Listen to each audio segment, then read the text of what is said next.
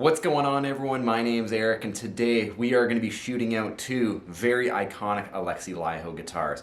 We have this guitar here. This is my Edwards Pinky guitar. It's absolutely sick. This is also my favorite Alexi Laiho finish out of the guitars that he has played. And then we also have this.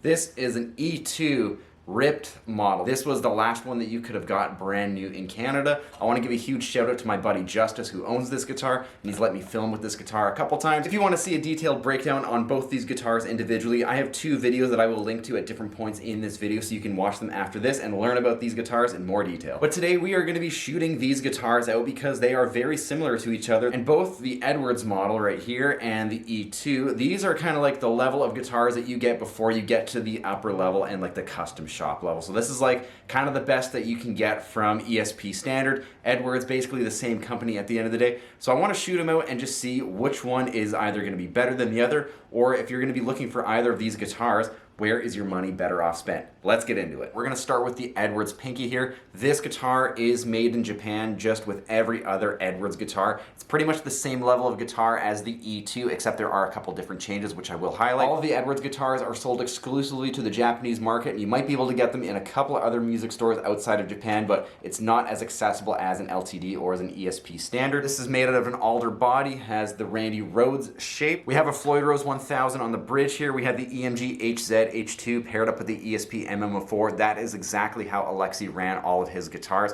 until he went to a couple different pickups, but ultimately coming back to here towards the end of Children of Bodom and Bodom After Midnight. Fretboard binding, 25.5-inch scale, ebony fingerboard, regular nickel frets. Frets number 21 to 24 have been scalloped on this guitar. Makes for lead playing up here a little bit easier. You don't have to push the string down as hard as you would on some other guitars that don't have scalloped frets. We have a 3-piece maple neck through body, really nice and comfy neck heel right here. This is also the newer Alexi Laiho body style, which kind of debuted in 2008. So the upper access heel right here is moved down to the 21st fret. Initially, when these guitars were first designed, they were up around the 19th fret. A little harder to get to these higher frets, but they've changed that and much easier now. Going up to the headstock here, we got the Floyd Rose locking nut, string retainer. We have regular non-locking Godot tuners here. They do the job just fine. You don't really need locking tuners on a guitar that has a locking nut and a locking bridge, in my humble opinion. We then have the output jack on the back here, and this guitar comes with the ESP designed strap locks, and that is more or less it. This guitar is also retailing for around 1,500 American dollars, which is a fantastic price for a made in Japan guitar that looks like this. Plays amazing, sounds deadly, and yeah, it's one of my favorite guitars. I bought this guitar blindly after my buddy Andrew Baina went to Japan. He saw this guitar. I said, just pick it up for me and I'll pay you back later. Never played one. Totally happy with my purchase. I would 100% buy another one of these sight unseen because the attention to detail and the quality has been so great since owning this guitar. Another awesome thing about these Edwards Alexi guitars is that you can pretty much get all of the models that Alexi played as an Edwards guitar. I'm talking like the Arrowhead, Katakana, the Scythe, Greenie, Blackie, and maybe a couple other ones as well. And they're still available brand new as an Edwards guitar, and you can't really get those in North America. So if you want these guitars that look exactly like the ones that Alexi was playing with Children of Bodom and Bodom After Midnight, this is your option if you want to stick to a nice budget. Now let's get to the ESP Standard, or the E2, Alexi Laiho signature ripped guitar. We still have the same alder body as before. We still have the Randy Rhoads body because this is designed and built in Japan. I have seen a couple of these, especially from the ESP custom shop with the longer horn that makes its way to North America, and not too sure why there's a variation there, but is what it is. This guitar also has an original Floyd Rose trem. We have the EMG HZ H2 in the bridge, ESP MMO4 back here. This is the only Alexi Laiho guitar that has a single coil in the neck. Some of Alexi's older guitars with Jackson guitars had single coils in the neck, so interesting to see him bring it back. This guitar still has fretboard binding, 25.5-inch scale as the Edwards. We have an ebony fingerboard, nickel frets. Frets 21 to 24 are scalloped as well. We have lumen lace side dots on this guitar, not on the Edwards, so this is a really nice touch when you are playing live on a dark stage. You can see the frets a little bit better. We have a 3-piece maple neck on this guitar, ESP thin U shape. Again, it's either the 305 or the 350 millimeter radius, 12 or 16 inches. Going up here, we got the original Floyd Rose locking nut, string retainer. We then have Goto locking tuners on the ESP Standard, the E2 model. Last but not least, there are also strap locks from factory on this guitar here, which is a very nice touch. Now, this guitar is retailing for around $3,000 American, which is double the price of that Edwards guitar when they're both made in Japan, basically on the same production line. And it seems like there's only a couple differences. Obviously, there's some different aesthetic choices, some different electronic and hardware options, but realistically, it seems like the bones of these guitars and the way that they're built and set up from factory is very similar to each other. So not too sure why one is twice the price of the other. So now at this point, we're gonna plug both these guitars in, we're gonna hear them, and then we're gonna get to my final thoughts and opinions. Here we go.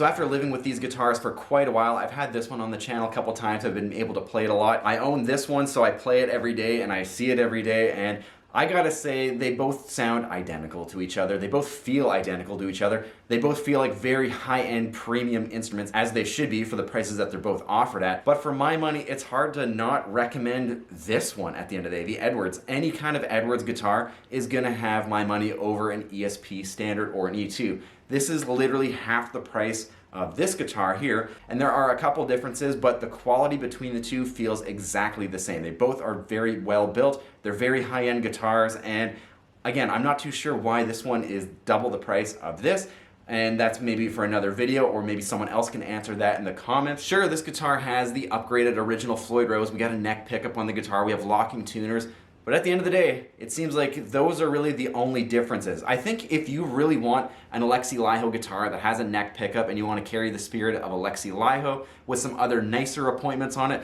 sure, this one might be your option. But it's also a good chunk of money. Now the Edwards here, this is kind of the best bang for your buck, or the Goldilocks if you will. It's still made in Japan on the same factory line as these ESP Standard, the E2 guitars, has the scallop frets, ebony fingerboard, made of the same woods. Sure, you get a Floyd Rose 1000, still feels great. I've never experienced any sort of tuning issues or instability with a Floyd Rose 1000. We don't have locking tuners on this guitar, but I don't think you need locking tuners on a guitar that has a locking bridge and a locking nut because it's already locked down there. Locking tuners just speeds up the string changing process, and again, for a Floyd Rose, I don't think it's really a make or break at the end of the day.